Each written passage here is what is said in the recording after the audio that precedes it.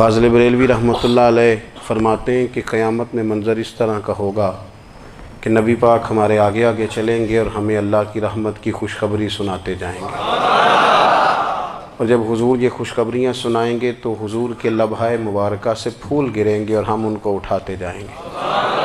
فرماتے ہیں خود تو وہ تھوڑی دیر کے لیے روئیں گے اللہ کی بارگاہ میں کہ یا اللہ انہیں معاف کر دے، خود روئیں گے لیکن ہمیں ہنسا دیں گے۔ پیش حق مجدہ شفاعت کا سناتے جائیں گے، آپ روتے جائیں گے پر ہم کو ہنساتے جائیں گے۔ اور باغ جنت میں محمد صلی اللہ تعالی علیہ وسلم، باغ جنت میں محمد مسکراتے جائیں گے، پھول رحمت کے گریں گے ہم اٹھاتے جائیں گے۔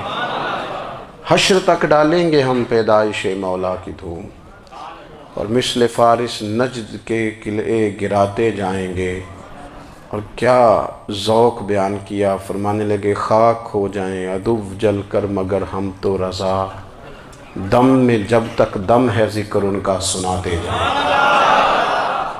جب تک سانسوں کی ڈوری چل رہی ہے، دم میں جب تک دم ہے ذکر ان کا سناتے جائیں گے۔ اللہ تبارک و تعالیٰ نے ہمارے محبوب کریم علیہ السلام کو دنیا میں بھیجا تو فرمایا یا ایھا الناس قد جاءکم برہان من ربکم، اے لوگو تمہارے پاس تمہارے رب کی دلیل آ گئی ہے۔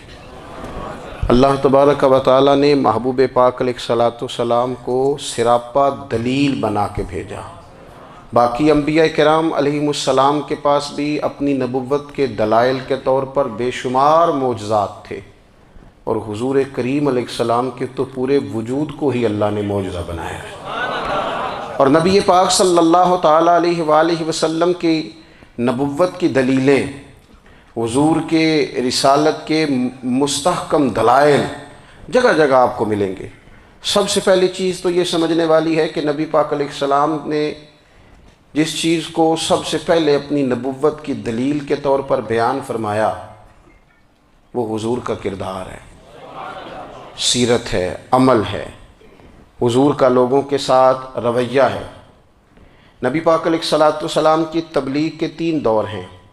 ایک تو حضور نے اپنے قول سے تبلیغ فرمائی ہے، وہ 40 سال کی عمر سے محبوب نے اعلان فرمایا اور تبلیغ کی، اور ایک نبی پاک صلی اللہ تعالیٰ علیہ وسلم بالواسطہ حضور کی تبلیغ ہے جو آج تک جاری ہے۔ امت کے علماء، مشائخ، مبلغین حضور کے دین کو آگے پھیلا رہے ہیں، تو دراصل یہ بھی تبلیغ رسول پاک علیہ السلام ہی کی تبلیغ۔ اور ایک حضور کی تبلیغ کا دور ہے، حضور کی پیدائش سے لے کر ولادت مبارکہ سے لے کر حضور علیہ السلام کے اعلان نبوت تک۔ اس دوران نبی پاک نے جو تبلیغ فرمائی ہے وہ اپنے کردار سے فرمائی ہے۔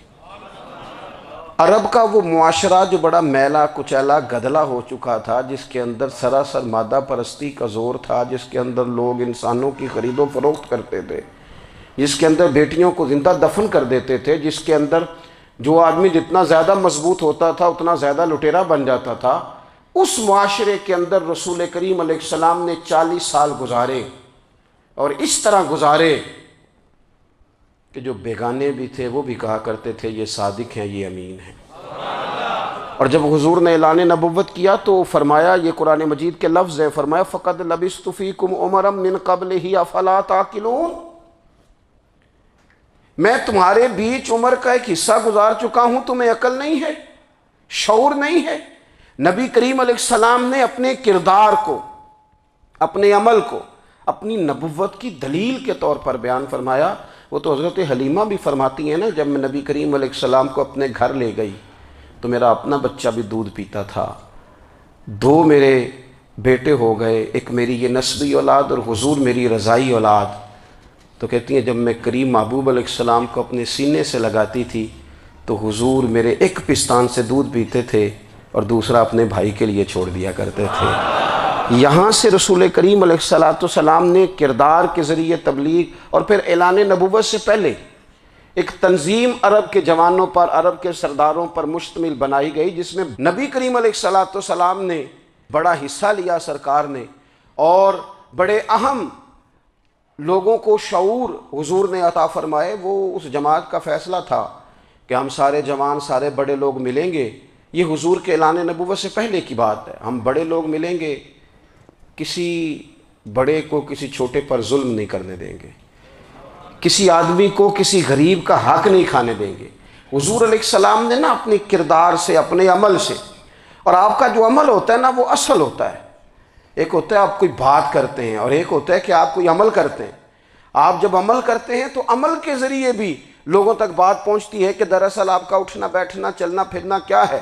میرے رسول کریم علیہ السلام کا اٹھنا بھی ایک نبی کا، بیٹھنا بھی ایک نبی کا، بات کرنا بھی ایک نبی کا، معاملات زندگی کرنا بھی ایک نبی کا، لین دین کرنا بھی ایک نبی کا۔ ایک شخص کہتے ہیں میں نے اعلان نبوت سے پہلے حضور علیہ السلام سے کچھ چیز خریدی تھی اور میں نے عرض کیا تھا آپ یہاں تشریف رکھیں، میں پیسے لے کے آتا ہوں۔ میں 3 دن کے بعد آیا۔ دیکھو یہ بات کرنی کتنی آسان ہے، بولنی کتنی آسان ہے، پر 3 دن یہاں میرے بھائی کو کسی شخص کو 2 گھنٹے انتظار کرنا پڑ جائے تو لوگ کہتے ہیں الانتظار اشد من القتل، یہ تو قتل سے زیادہ تکلیف والا معاملہ ہے منتظر رہنا کسی کا۔ کہتے 3 دن کے بعد میں آیا تو میرے رسول کریم وہیں تشریف فرمایا، بس اتنا فرمایا یار تم نے مجھے بڑی تکلیف میں ڈال دیا، 3 دن ہو گئے یہاں رکے ہوئے۔ تو حضور نے اپنے کردار کو، اپنے عمل کو، اپنے معاملات کو سب سے پہلے اپنی نبوت کی دلیل کے طور پر پیش کیا۔ کسی نے کیا خوب کہا تھا کہ جو تیری جان کے دشمن ہیں وہ بھی کہتے ہیں، وہ جو تیری جان کے دشمن ہیں، بظاہر تو آئے ہیں نا ہجرت کی رات جان لے لے، لیکن امانتیں حضور کے گھر میں رکھی ہوئی ہیں، امانتیں کاشانہ نور پہ پڑی ہیں۔ وہ جو تیری جان کے دشمن ہیں وہ بھی کہتے ہیں کہ امین تو ہے اور صداقت کی آبرو تو ہے، امین بھی تو ہے، صداقت کی آبرو تو ہے۔ تو پہلے کردار، پھر دوسری بات، اللہ تعالیٰ نے اپنے محبوب علیہ السلام کو اپنا مطلق نائب بنا کر، اپنا محبوب اعظم بنا کر، ویسے ہی سارے انسانوں کے بارے میں کہا وَإِذْ قَالَ رَبُّكَ لِلْمَلَائِكَةِ إِنِّي جَاعِلٌ فِي الْأَرْضِ خلیفہ، میں زمین میں اپنا نائب بنانے والا ہوں۔ لیکن حضور علیہ السلام تو محبوب ہے نا، حضور کی نیابت تو محبوبیت کے درجے پر فائز ہے۔ تو رسول پاک کو رب کریم نے اس طرح کا بنا کے بھیجا کہ حضرت عبداللہ ابن رواحہ رضی اللہ تعالیٰ عنہ بیان فرماتے ہیں کہ اگر حضور کوئی معجزہ نہ بھی دکھاتے، نبی کریم علیہ السلام سے کوئی اعجاز لوگ نہ بھی دیکھتے، تو محبوب کا تو چہرہ ہی اس طرح کا تھا، لوگوں نے دیکھتے جانا تھا اور کلمہ پڑھتے جانا تھا۔ لیکن باوجود اس کے میرے رسول پاک کا اعجاز یہ ہے، کمال یہ ہے کہ حضور کبھی اشارہ کر دیں تو چاند 2 ٹکڑے ہو جائے، کبھی دعا مانگ دیں تو ڈوبا ہوا سورج واپس آ جائے، کبھی محبوب گزرنے لگیں تو پتھر آپ پر سلام پڑے، کبھی حضور پہاڑ پر چڑھ جائیں تو پہاڑ وجد میں آ کر جھومنے لگیں، محبوب کا کبھی نماز پڑھاتے ارادہ بن جائے تو اللہ تعالیٰ قبلے کا رخ ہی تبدیل فرما دے۔ کیا خوبصورت سوچ ہے اور کیا نظریہ دیتے ہیں بریلی کے امام۔ فرماتے ہیں اجابت کا جوڑا عنایت کا صحرا دلہن بن کے نکلی دعائے محمد، اور اجابت نے جھک کر گلے سے لگایا بڑی ناز سے جب دعائے محمد۔ دیکھو خدا کی رضا چاہتے ہیں دو عالم، خدا چاہتا ہے رضائے محمد صلی اللہ تعالی علیہ وسلم۔ اور ایک مقام پہ فرماتے ہیں نائب دست قدرت پہ لاکھوں سلام، نائب دست قدرت پہ لاکھوں سلام۔ تو اللہ تعالیٰ نے نبی پاک صلی اللہ تعالی علیہ وسلم کو جو اعجاز۔ پھر ایک اور بات، حضور امی ہیں، دنیا میں آ کر محبوب نے کسی سے پڑھا ہی نہیں۔ میرے محبوب نے جتنا پڑھا ہے رب کریم سے ہی پڑھا ہے۔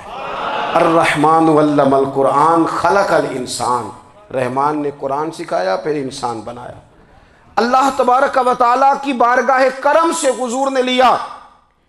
رسول کریم امی ہیں، یہ بھی حضور کی نبوت پر ایک بڑی دلیل۔ دیکھو ایک ہوتا ہے کوئی آدمی بچپن سے ہی کسی چیز سے شغف رکھے اور جب اس کی عمر بڑی ہو جائے تو کہتے ہیں اس کا تجربہ بڑا ہو گیا ہے، یہ پہلے کوئی شعر کہتا تھا، کوئی ادبی جملہ کہتا تھا، تو اب اس کی یہ کام کرتے کرتے عمر بڑی ہو گئی ہے تو رسوخ حاصل ہو گیا۔ 40 سال کی عمر مبارک تک نبی کریم نے ایک شعر بھی نہیں کہا۔ حضور علیہ السلام نے کبھی کوئی ایسی بات، ویسے تو حضور کی ہر بات حکمت والی، لیکن جس کو عرب کے لوگ اپنے لہجے میں شاعری یا اپنے لہجے میں ادب کہتے تھے، وہ حضور نے بیان نہیں فرمایا۔ لیکن جب 40 سال کی عمر میں اعلان نبوت کیا تو پھر بڑے بڑے فصیح و بلیغ، بڑے بڑے سیانے۔ تو فیل بن عمر کہتے ہیں کہ اس شخص کو بھی میں نے دیکھا جسے بڑا ناز تھا اپنی فصاحت اور بلاغت پر، اور جب وہ حضور کے پاس آیا اور اس نے آ کے کچھ باتیں کی تو محبوب خاموشی سے سنتے رہے، اور جب وہ چپ کر گیا تو میرے کریم نے صرف سورہ فاتحہ پڑھی۔ کبھی اٹھتا تھا، کبھی بیٹھتا تھا، کبھی غور کرتا تھا، کبھی دائیں جاتا تھا، کبھی بائیں جاتا تھا، پھر کہنے لگا بتاؤ نا کلام کس کا ہے؟ فرمایا اس رب کا، اس رب کا، اس رب کا جس کا میں رسول بن کے آیا ہوں۔ نبی کریم صلی اللہ تعالیٰ علیہ وسلم امی ہیں، لیکن حضور نے کائنات کے رازوں سے پردے ہٹا دیے، نبی کریم نے جینے کے سلیقے بتا دیے، حضور نے ہر شخص کو اس کے مقصد حیات سے آگاہ کر دیا۔ نبی کریم علیہ السلام نے وہ فلسفہ حیات بیان کیا کہ لوگوں کو صرف جینے میں ہی مزہ نہیں آیا، مرنے میں بھی مزہ آنے لگا۔ لوگ آگے بڑھ بڑھ کے جانیں پیش کرنے لگے، اپنی اولادیں قربان کر، جو فلسفیوں سے کھل نہ سکا اور نکتہ وروں سے حل نہ ہوا، وہ راز ایک طیبہ والے نے بتلا دیا چند اشاروں میں۔ محبوب کریم امی ہیں، لیکن حضور نے اس طرح دنیا کو سکھایا، اس طرح دنیا کو پڑھایا، اس طرح حضور نے علم کے چراغ اور دیپ روشن کیے کہ قیامت تک جسے روشنی ملے گی نا، اسے صرف دروازہ مصطفیٰ سے ملے گی، اسے رسول کریم علیہ السلام کے در دولت سے ملے۔ کچھ لوگوں نے کہا کہ اپنے پاس سے آیات بنا کے لاتے ہیں، اپنے گھر میں بیٹھ کے دعوے کر لینا تو کوئی مشکل کام نہیں نہ ہوتا، سارے لوگ ہی کر لیتے ہیں۔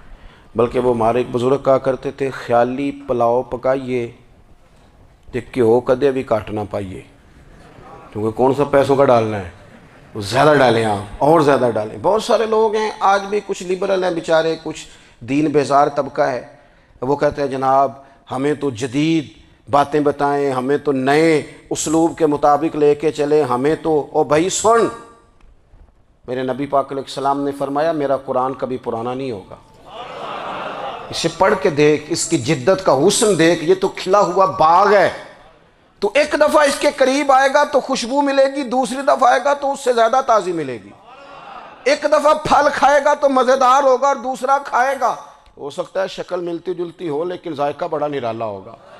تو تو صحیح نا، جب کچھ لوگوں نے کہا یہ خود سے بنا کے آیات لاتے ہیں تو فرمایا وَإِن كُنتُمْ فِي رَيْبٍ مِّمَّا نَزَّلْنَا عَلَىٰ عَبْدِنَا فَأْتُوا بِسُورَةٍ مِّن مِّثْلِهِ، اگر تمہیں کوئی شک ہے اس میں جو ہم نے اپنے بندہ خاص میں نازل کیا ہے تو تم بھی اس جیسی ایک آیت بنا کے لاؤ۔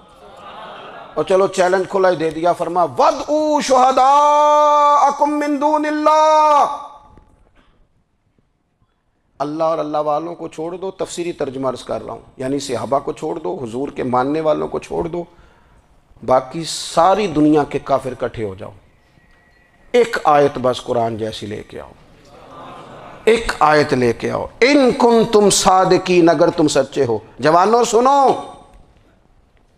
کہا ایک آیت، اور یہ چیلنج آج تک قرآن مجید کا موجود ہے، آج تک وَإِن كُنتُمْ فِي رَيْبٍ مِّمَّا نَزَّلْنَا عَلَىٰ عَبْدِنَا فَأْتُوا بِسُورَةٍ مِّن مِّثْلِهِ، تم قرآن کے مقابلے کی ایک صورت لے کے آؤ اور سارے حمایتی اکٹھے کر لو اپنے، ان کنتم صادقین، اگر تم سچے ہو۔ جواب تو ادھر سے آنا تھا نا، لیکن کائنات کے رب نے جواب بھی خود دیا، فرمایا فَإِن لَّمْ تَفْعَلُوا وَلَن تَفْعَلُوا، اگر تم نہ لا سکے، اور فرمایا تم لا سکتے بھی نہیں، اگر تم نہ لا سکے اور تم لا سکتے بھی، نہ خنجر اٹھے گا نہ تلوار تم سے، یہ بازو میرے آزمائے ہوئے ہیں، وَلَن تَفْعَلُوا، تم لا بھی نہیں سکتے، فَاتَّقُوا النَّارَ الَّتِي وَقُودُهَا النَّاسُ وَالْحِجَارَةُ، پھر اس آگ سے ڈر جاؤ جس کا ایندھن آدمی اور پتھر ہے، اُعِدَّتْ لِلْکَافِرِین، بنائی کافروں کے لیے، بنائی مومنوں کے لیے تو رب نے جنت بنائی ہے، اُعِدَّتْ لِلْکَافِرِین، یہ دوزخ اللہ نے کن کے لیے بنائی ہے؟ اُعِدَّتْ لِلْکَافِرِین کہتا ہے کافر کے لیے بنایا۔ تو اللہ تبارک و تعالیٰ نے میرے رسول پاک صلی اللہ تعالیٰ علیہ وسلم کو وہ کتاب عطا فرمائی، اور پھر حضور کی فصاحت و بلاغت، معرفت، دیکھو ایک ہوتا ہے گھنٹوں باتیں کرنا، ایک ہوتا ہے کئی والیم پر مشتمل، کئی جلدوں پر مشتمل کتب کا لکھنا، اور ایک ہوتا ہے کسی بندے کا ایک بات کرنا اور سامنے والے کی طبیعت کو اتنا جگا دینا کہ اگلی بات فوراً ہی اس کی سمجھ میں آ جائے. اور حضور نہ کسی کی انا کو نہیں جگاتے تھے. ہم بعض اوقات کسی سے خطاب کرتے ہیں، بات کرتے ہیں تو سامنے والے کی انا کو جگا دیتے ہیں، ٹھیس پہنچاتے ہیں. وہ کہتا چل پھر تگڑا ہو جا، میں بھی آیا. حضور انا نہیں جگاتے تھے، میرے نبی پاک ضمیر جگاتے تھے تاکہ وہ شخص فیض حاصل کر سکے، اسے کچھ ملے. نبی کریم کا جو انداز تکلم ہے وہ اس طرح کا ہوتا تھا کہ انسان خود بخود کھل اٹھتا تھا کہ مطلب یہ بات ہونے کیا لگی ہے، مطلب حضور کیا فرمانے لگے. نبی کریم صلی اللہ تعالی علیہ وسلم ایک دن محبوب کریم نے صحابہ کے بیچ حضور کی فصاحت و بلاغت دیکھے. فرمایا محبوب نے کتنا نادان ہے وہ شخص جو اپنے ماں باپ کو گالی دے. کھلی ہو گئی لوگوں کی آنکھیں، کان کھڑے ہو گئے کہ یا رسول اللہ کون ایسا بدبخت ہے جو ماں باپ کو گالی دے گا. اب جب سوالات ذہنی سطح پر پوری طور پر ابھر گئے نا تو اب رسول کریم نے بات سمجھائی.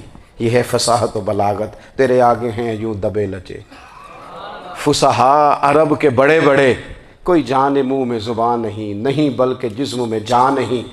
یا رسول اللہ کون ایسا نالائق ہے جو ماں باپ کو گالی دے. اب جب ذہنی سطح یہاں تک ابھر آئی تو اب حضور نے سمجھایا. فرمایا جب تم کسی کے ماں باپ کو گالی دو گے نا تو وہ بھی تو جواب میں تمہارے ماں باپ کو دے گا نا. تو فی نفس ہی یہ تم نے خود ظلم کیا ہے اپنے ماں باپ پر. کیوں تم نے ایسا لہجہ اختیار کیا کہ جس سے سامنے والے کی انا جاگ جائے اور وہ تمہارے مقابلے میں آ کر کے کھڑا ہو جائے. کیوں تم نے اس طرح کے انداز اختیار کیے کہ جس سے سامنے والا بھی سارے پنجے کھڑے کر کے باہر نکل آئے اور کہے آ جاؤ پھر میں بھی میدان میں حاضر ہوں. رسول کریم کی فصاحت بلاغت دیکھیں نا، حضور 2-4 جملوں میں ساری بات سمجھا جاتے ہیں. ایک حدیث پاک اگر ہماری سمجھ میں آ جائے، ایک روایت نبی پاک صلی اللہ تعالیٰ علیہ وسلم نے فرمایا خوبصورت مسلمان وہ ہے جو بے مقصد باتوں کو چھوڑ دے.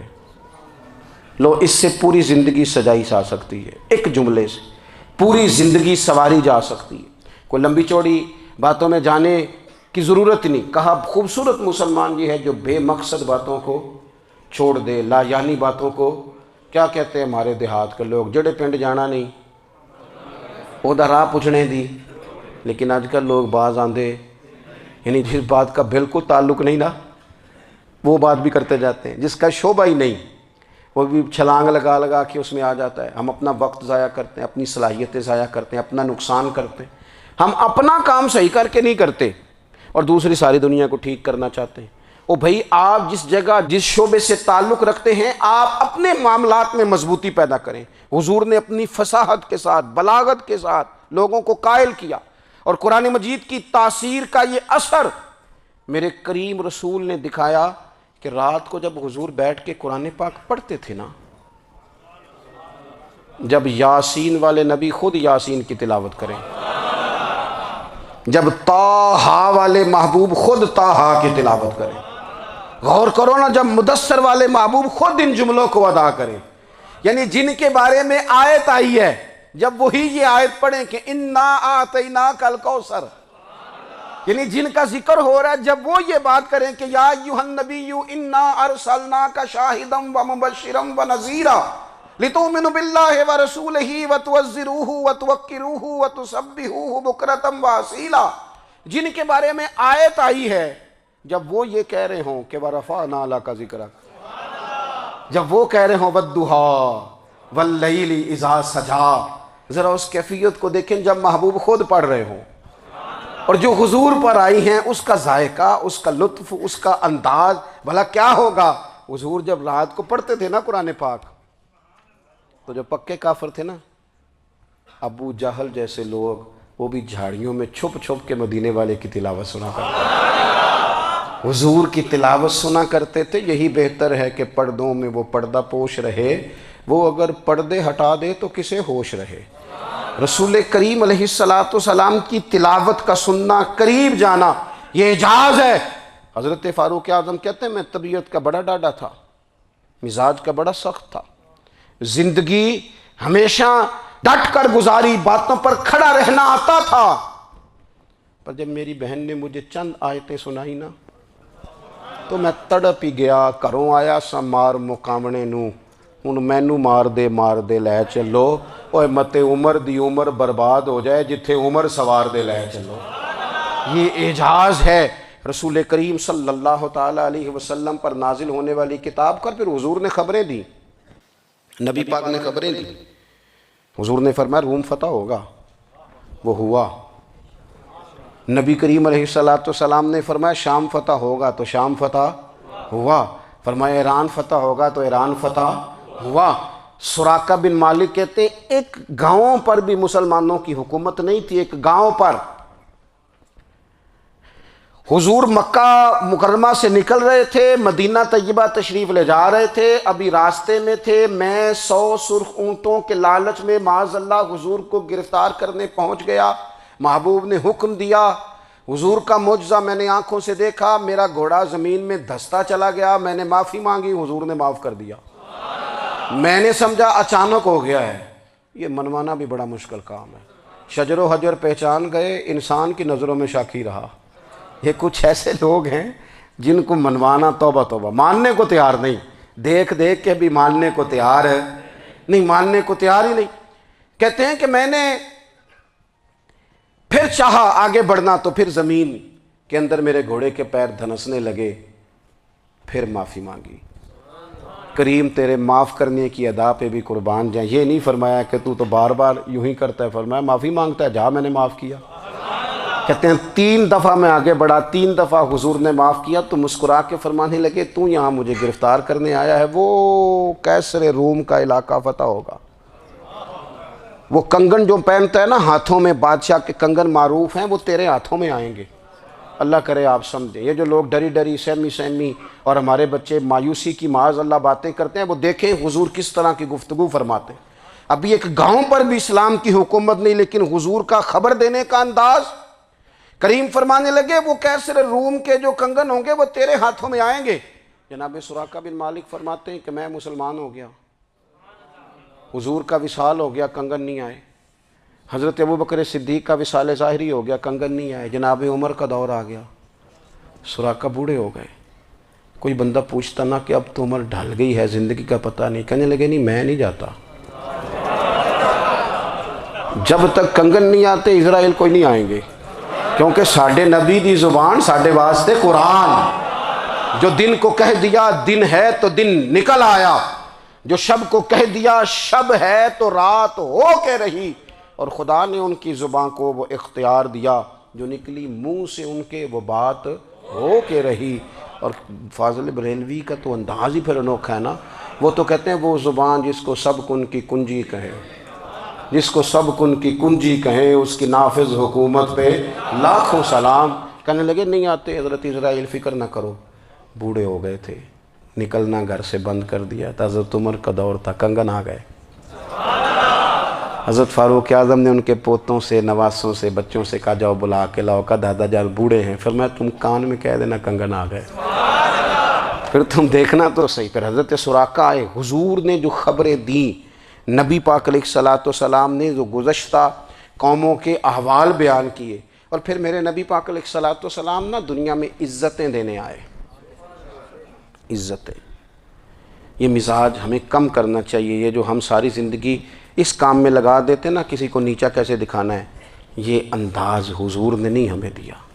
آپ دیکھو حضور تشریف لائے تو ہمیں پتہ چلا کہ حضرت یوسف جیسا سونا کوئی نہیں، حضور تشریف لائے تو ہمیں پتہ چلا کہ حضرت داؤد جیسی خوبصورت آواز کسی کی نہیں، حضور تشریف لائے تو ہمیں پتہ چلا کہ جناب عیسیٰ علیہ السلام کا فقر اختیاری کس طرح کا تھا، محبوب تشریف لائے تو ہمیں پتہ چلا کہ حضرت موسیٰ کا جلال کس طرح کا تھا۔ یہ تو حضور آئے تو نبی پاک علیہ السلام نے اس کی بھی عظمت بیان کی، اس کی بھی شان بیان کی۔ حضور نے بتایا کہ ابوبکر صدیق کی شان کیا ہے، فاروق اعظم کا مرتبہ کیا ہے، عثمان غنی کی حیا کیا ہے، مولا علی کی شجاعت کیا ہے، اہل بیت نبوت کی عظمت کیا ہے۔ حضور آئے عزتیں دینے، ماں کو عزت دی مدینے والے رسول نے، کہا جس کا باپ راضی ہو گیا اس کا رب راضی ہو گیا۔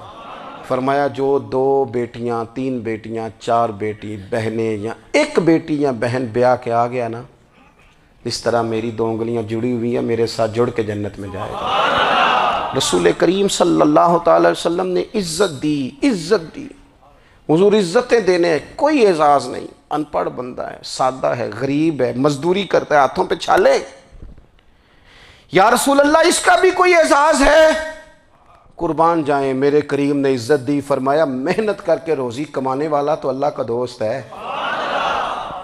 یہ اینٹیں اٹھانے والا، یہ مشقتیں کرنے والا، یہ صبح دیہڑی پہ جانے والا، یہ بیچارہ جو اچار سے روٹی کھاتا ہے، تو نے ہر شخص کی قسمت میں یہ عزت لکھی اور آخری خطبے کی صورت میں وصیت لکھی. رسول کریم نے ہر بندے کو اعزاز دیا، عظمتیں دی. حضور عزتیں دینے آئے. نبی پاک علیہ السلام نے اعزازات دیے، حضور نے نوازا. یہ ساری چیزیں میرے رسول پاک کی تشریح. اور پھر یہ جو حضور کے صحابہ اور اہل بیت ہیں نا، یہ بھی میرے نبی پاک کی نبوت کی دلیل ہے. اتنی جلدی انقلاب آیا نہیں کرتے. وہ کل تک جو رہزن تھے، حضور نے راہبر بنا دیے. وہ لوگ جو کل تک ایک دوسرے کے گلے کاٹ کے کھاتے تھے، ایک دوسرے کو مارتے تھے، تکلیف پہنچاتے تھے، برادری ازم پہ لڑتے تھے، حضور نے بھائی بھائی بنا دیے. ایک پلیٹ میں کھانا کھانے لگے، سیدنا بلال حبشی، صہیب رومی، سلمان فارسی. حضور نے یوں کر کے ملا دیا. نبی کریم علیہ السلام نے تقسیمیں ختم کر دی دنیا میں. حضور کے صحابہ نے اپنا کردار اس طرح کا دکھایا، اتنا بلند کیا، اور صحابہ کرام علیہم رضوان اس کو دیکھ کر اتنی بلندیوں پہ گئے. یہ گواہیاں اللہ کا قرآن دیتا ہے. فرمایا محمد الرسول اللہ والذین معہ اشداء علی الکفار رحماء بینہم تراہم رکعا سجدا یبتغون فضلا من اللہ ورضوانا. فرمایا یہ جو میرے محبوب کے ساتھ والے ہیں، کافروں پر سخت ہیں، آپس میں نرم دل ہیں. تم جب بھی انہیں دیکھو گے سجدے کرتے دیکھو گے، رکوع کرتے دیکھو گے. تم انہیں دیکھو گے اللہ کی رضا کے متلاشی ہیں. انہیں ساری مادہ پرستی سے نکال کر محبوب نے رب کی رضا کے رستے پہ ڈال دیا. میرے نبی کریم سید عالم صلی اللہ تعالیٰ علیہ وسلم کی نبوت کے دلائل کے طور پر یہ ساری چیزیں آئیں. بس میں بات سمیٹنے لگا ہوں. حضور کا جو اخلاق ہے نا، وہ بھی نبی کریم علیہ السلام کی نبوت کی بہت بڑی دلیل ہے. وَإِنَّكَ لَعَلَىٰ خُلُقٍ عَظِيمٍ. محبوب ہم نے آپ کو نا خلق عظیم کا مالک بنایا ہے. کچھ لوگ سمجھتے ہیں صرف آپ کا بولنے کا انداز ٹھیک ہو تو آپ با اخلاق ہیں. نہیں بھائی، بولنے کا انداز ٹھیک ہونا با اخلاق نہیں، سچ بولنا اخلاق کی علامت ہے. آپ کا حق بات کرنا اخلاق ہے، آپ کا صحیح گواہی دینا اخلاق ہے، آپ کا اللہ تعالیٰ کی طرف سے آزمائش آنے پر صبر کا مظاہرہ کرنا اونچا اخلاق ہے. رب نعمت دے تو آپ کا وجود ڈھلتا جائے شکر میں، یہ اخلاق ہے. رب کریم اگر آپ کو کسی وقت کسی آزمائش میں اپنی حکمت سے ڈالتا ہے تو عزت نفس کو برقرار رکھنا، خودداری کو برقرار رکھنا، یہ اخلاق. نبی پاک نے اعلیٰ ترین اخلاق کی بات بتائی، اعلیٰ ترین. حضور نے لوگوں سے بیعت لیتے وقت کہا تھا میرے ہاتھ پر بیعت کرو، چوری نہیں کرو گے.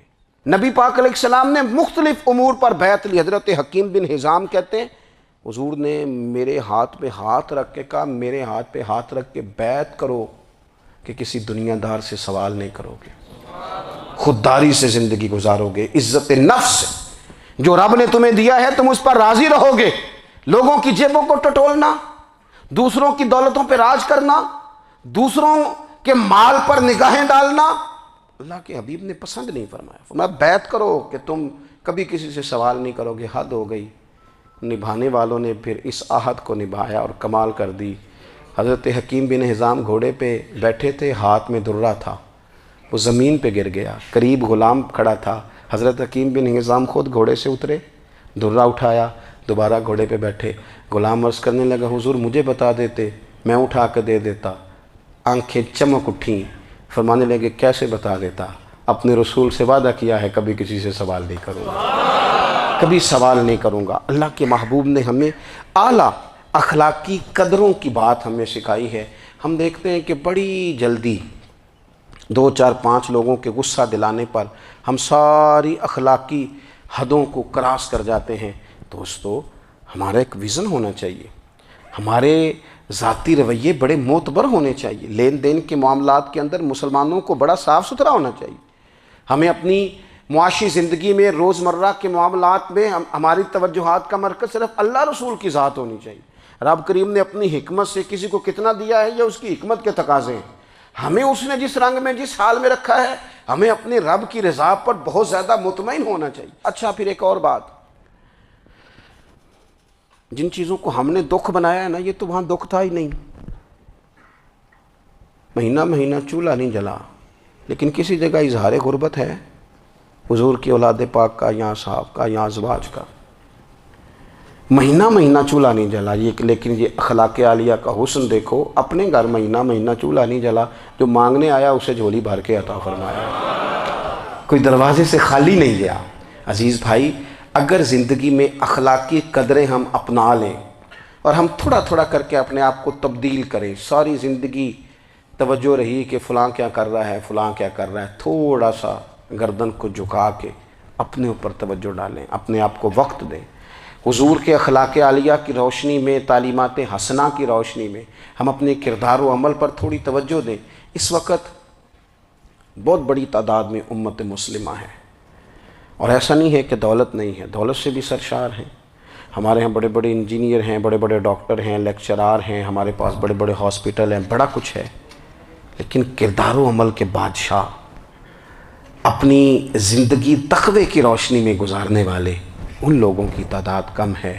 اگر کوئی آج بھی سارے کام نیک کرے لیکن جائیداد میں سے بیٹی کا حق رکھ جائے تو پھر اس نے کیا میلاد منایا ہے؟ اگر آج بھی جو 2-4 لوگ بیچارے اس کے زیر دست ہیں، ملازمین ہیں، ان کے ساتھ اس کا رویہ انتہائی سخت ہو تو اس نے کیا میلاد منایا؟ اگر آج بھی وہ برادری ازم کی بنیاد پر دوستیاں کرے اور چھوٹے بڑے کی وہ تقسیم رکھے، جسے حضور نے فرمایا کہ قبیلے تو تعارف کے لیے، ورنہ کسی عربی کو اجمی پر، گورے کو کالے پر کوئی فضیلت نہیں۔ اگر کوئی آج بھی اس برادری ازم کا قائل ہے پھر اس نے کیا میلاد منایا؟ اگر کوئی شخص آج بھی اپنے آپ کو مادہ پرستی میں پوری طرح دھکیل چکا ہے اور رضا الہی کا مسافر نہیں بنا تو اس نے کیا میلاد منایا؟ اپنی طبیعتوں میں روحانی تبدیلی اور وہ خاص افکار جو حضور اپنے غلاموں میں پیدا فرماتے ہیں، ان افکار کو پیدا کرنا، سوچوں کو بدلنا، سوچوں کو، نظریات کو بدلنا، اپنے روزمرہ کے معاملات کا جائزہ لینا کہ ہم کس طرح آگے بڑھ سکتے ہیں اور کس طرح ہم ایک بہترین امتی اور ایک بہترین مسلمان بن سکتے ہیں، اس پر توجہ دینا، یہ میلاد ہمیں سبق دیتا ہے۔ اللہ تعالیٰ مجھے اور آپ کو عمل کی توفیق عطا فرمائے۔ آخر دعوایا ان الحمدللہ۔